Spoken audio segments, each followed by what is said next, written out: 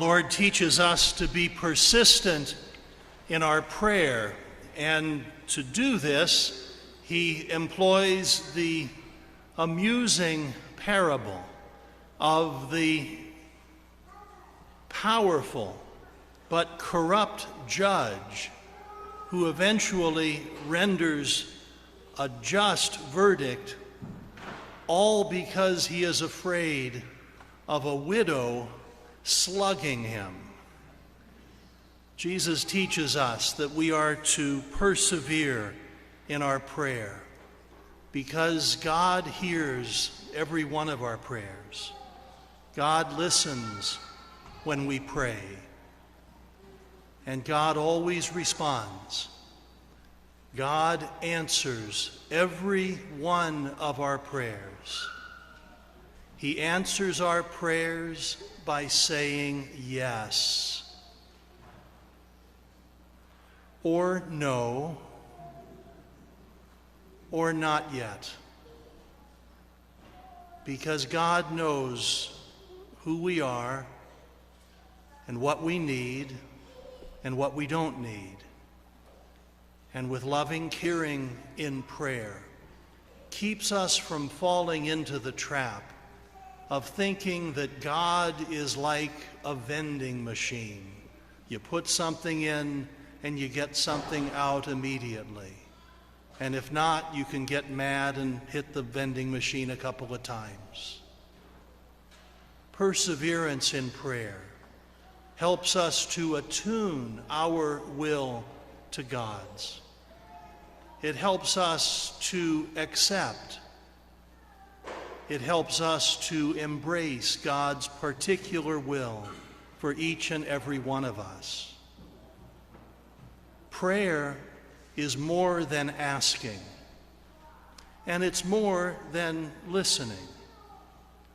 Prayer means spending time with God, as we would spend time with a good and faithful friend, one who always looks out for our best interests.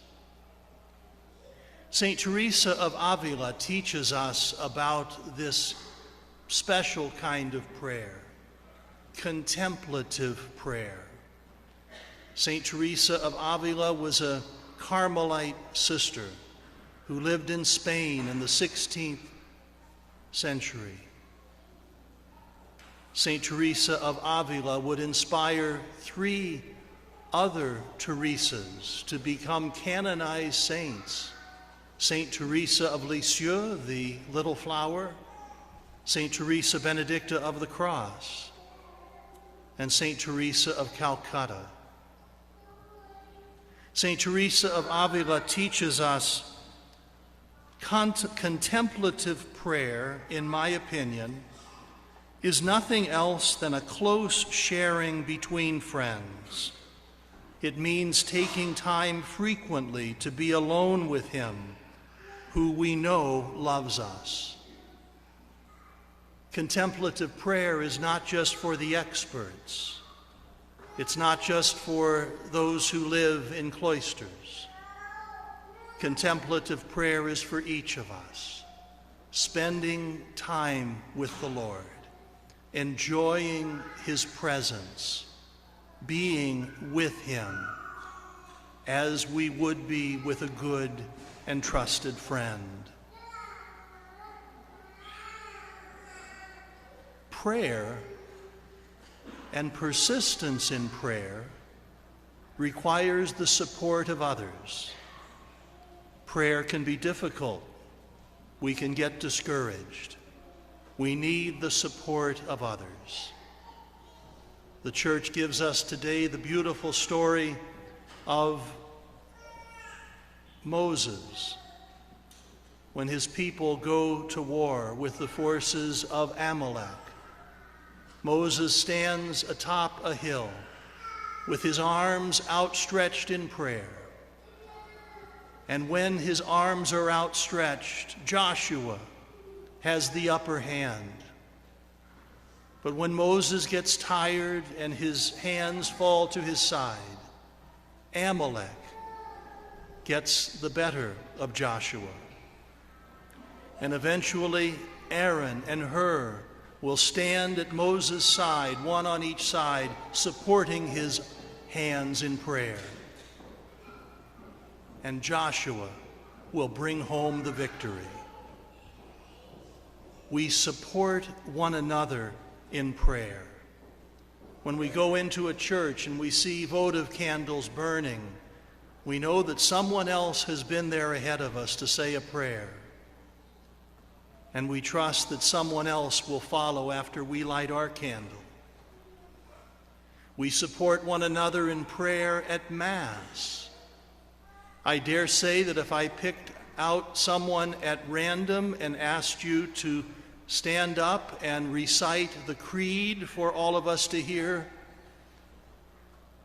I would probably find someone who would either have a panic attack or run for the exit. We can't do it alone, most of us, but we can do it together. So too can we persevere in prayer together.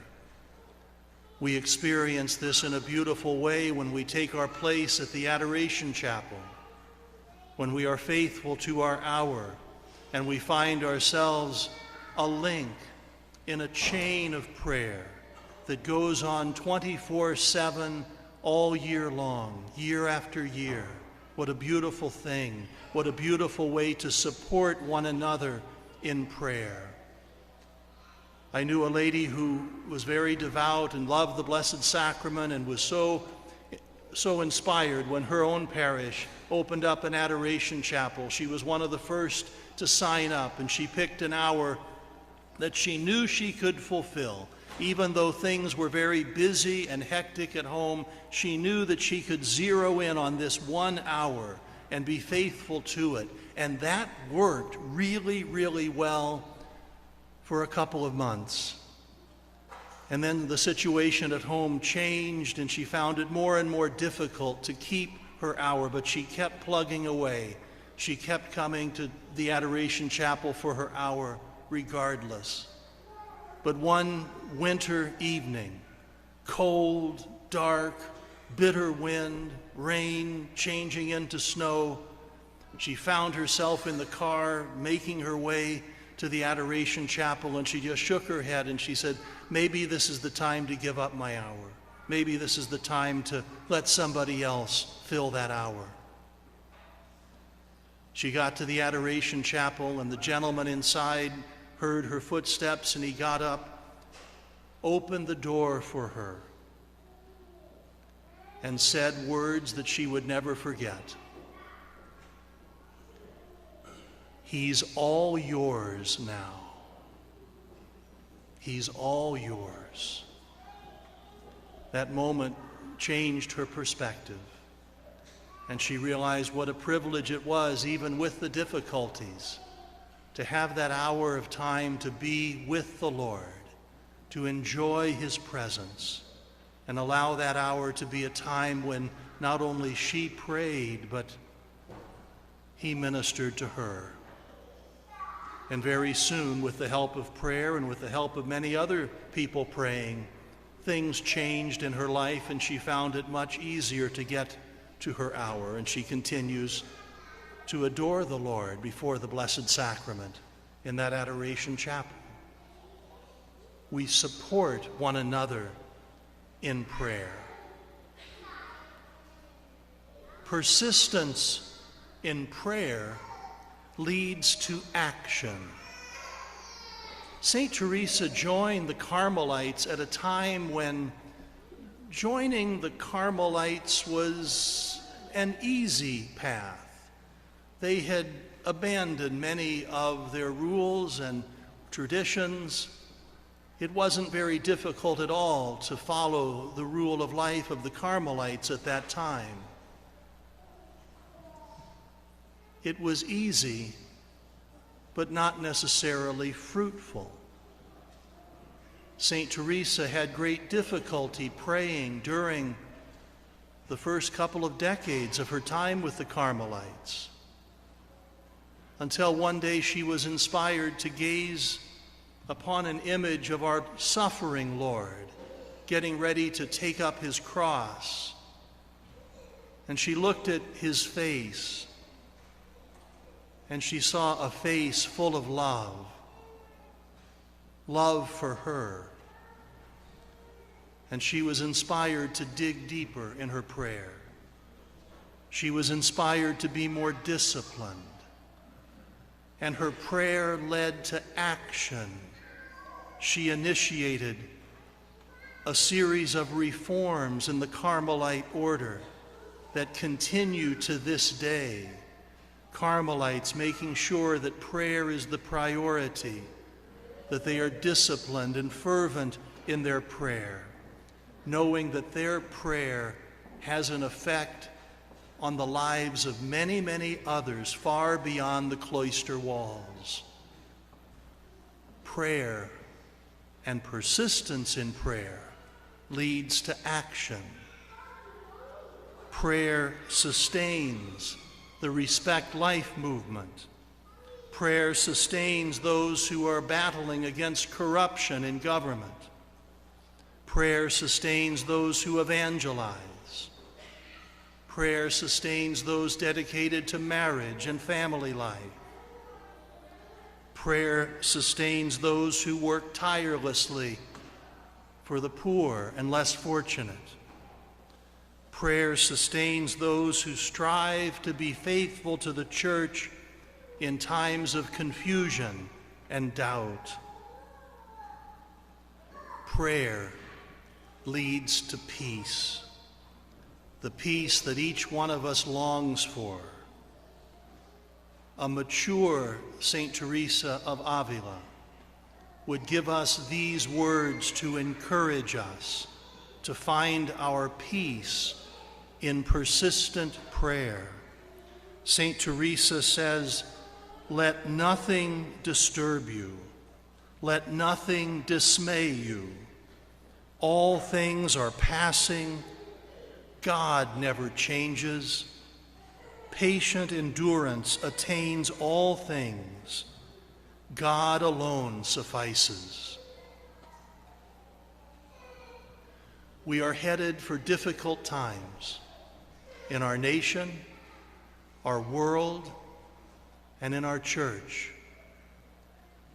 We are headed for those kind of times that cause many to lose their bearings and lose their way.